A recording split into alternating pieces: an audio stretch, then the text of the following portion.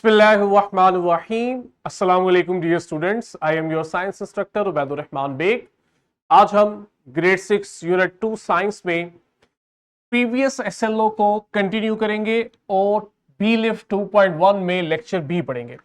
हमने प्लांट्स में sexual reproduction start की, फिर उसमें पॉलिनेशन पढ़ा।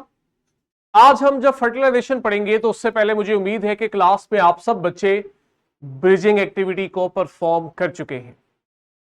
फोकस हमारा फर्टिलाइजेशन है। पॉलिनेशन में हमने कहा था कि पोलन ग्रेन एंथर से स्टिग्मा तक ट्रांसफर हुआ था। जैसे ही पोलन ग्रेन स्टिग्मा तक ट्रांसफर होगा, अब अगला प्रोसेस वो आएगा जहां पे मेल गैमीट और फीमेल गैमीट्स ये आपस में एक दूसरे के साथ फ्यूज होंगे और जाइगोट बनाएंगे।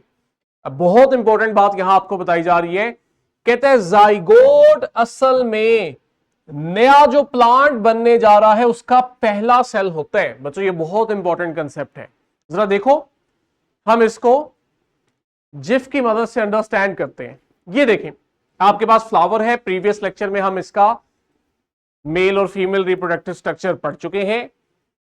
एंथर के पास पोलन ग्रेन है, यहां स्टिग्मा है और ये नीचे ओवरी के अंदर ओव्यूल है जहां एग पड़ा हुआ है। अब जरा देखें होता क्या है। सबसे पहले तो पॉलिनेशन हुई, पोलन ग्रेन गया स्टिग्मा के पास। अब जरा यहां देखो, एक बड़ा इंटरेस्टिंग फिनोमेना हो रहा है कि आपके पास ये जो पोलन ग्रेन गया है, इस पोलन ग्रेन में स्पर्म्स हैं, राइट। अब ये स्पर्म सेफली एग तक चला जाए, उसको मेक श्योर करने के लिए जरा यहां देखो, आपके पास एक ट्यूब स्ट्रक्चर बनता है जिसको हम कहते हैं पोलन ट्यूब। ये बहुत इंपॉर्टेंट फिनोमेना है बेटा।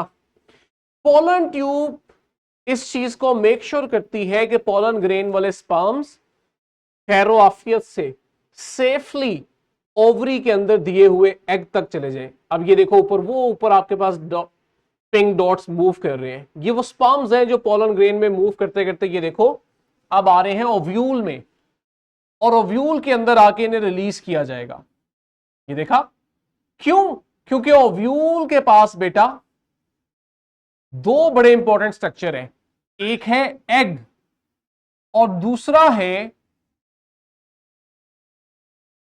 Polar nuclei. हमने इन दोनों को अंडरस्टैंड करना है। एग भी बहुत इंपॉर्टेंट है, ये एक स्ट्रक्चर है पोलर न्यूक्लियाई।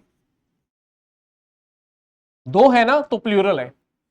एक स्पर्म बेटा इस एग के साथ फर्टिलाइज करके जाइगोट बना देगा, और ये जाइगोट वो स्ट्रक्चर है जिसने आगे जाके नया प्लांट बनाना है। जबकि दूसरा स्पर्म इस पोलर न्यूक्लियाई के साथ फ्यूज करेगा और फ्यूज करके एक और स्ट्रक्चर बनाएगा जिसको हम कहते हैं एंडोस्पर्म। ये एंडोस्पर्म क्या होता है याद रखना, इसको हम फूड टिश्यू भी कहते हैं। जब ये नया प्लांट ग्रो कर रहा होता है तो इस नए प्लांट को स्टार्ट में जो फूड देता है वो एंडोस्पर्म देता है, इसलिए हम इसको फूड टिश्यू भी कहते हैं। तो अंडरस्टैंड हुआ? इसी को आगे कंटिन्यू करें। ये देखें, देखा एक स्पर्म एग के साथ मिल रहा है और दूसरा पोलर न्यूक्लियाई के साथ, और यहां आपके पास जाइगोट बन रहा है। ये वो पहला सेल है नए प्लांट का जिसने ग्रो करना है। और ये देखो अभी जो हमने जिफ से पढ़ा, ये सारी स्टेजेस आपके पास यहां बुक की डायग्राम में भी है, और मैं आपको अभी सिमुलेशन से भी दिखाता हूं। इस सिमुलेशन को आपकी क्लास टीचर मजीद इलैबोरेट करेंगी। ये देखें, हम स्टार्ट हुए फ्लावर से जिसके पास मेल फीमेल रिप्रोडक्टिव स्ट्रक्चर है, और यहां देखो हमने दोनों को अलग कर लिया है। ग्रीन वाला फीमेल रिप्रोडक्टिव पार्ट है कार्पल, और यहां पे आपके पास ये जो एक फिलामेंट है और ऊपर एंथर है, ये स्टेमन हो गया। अब फीमेल रिप्रोडक्टिव पार्ट कार्पल के अंदर एग बनेगा, और ये देखें नीचे पर्पल कलर के डॉट्स जो मेल रिप्रोडक्टिव पार्ट से आए हैं, और ये पोलन ग्रेन है। इस पोलन ग्रेन ने देखो जाके ट्रांसफर होना है कार्पल के ऊपर, और कार्पल के भी जो स्टिग्मा पार्ट है स्वोलन पार्ट इसके ऊपर। देख रहे हो पोलन ग्रेन आ गया है स्टिग्मा के ऊपर।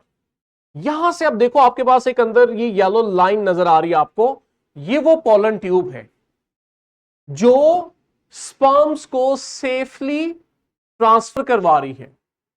और जब स्पर्म सेफली ट्रांसफर हो गए हैं तो यहां फिर बेटा आपके पास फर्टिलाइजेशन होती है और जाइगोट बनता है, और जब जाइगोट इनिशियली ग्रो करता है तो आप उसको नाम देते हैं एम्ब्रियो का। तो ये वो सारी आपके पास स्टेजेस हैं फर्टिलाइजेशन की, और ये वो हमारा एंडोस्पर्म है जो बाद में बेबी प्लांट को फूड प्रोवाइड कर रहा होगा। ले जी, फॉर्मेटिव चेक है हमारे पास वर्कबुक पे जो आपका क्लास वर्क है, और साथ ही थ्राइव है जो आपका होमवर्क है। तो बच्चों, हमने सिमुलेशन से भी पढ़ा, मूविंग पिक्चर जिफ से भी इसको पढ़ा, और मुझे उम्मीद है कि आपको ये प्रोसेस अच्छे से अंडरस्टैंड हुआ होगा। यहीं से कल कंटिन्यू करेंगे। टिल देन, अल्लाह हाफिज।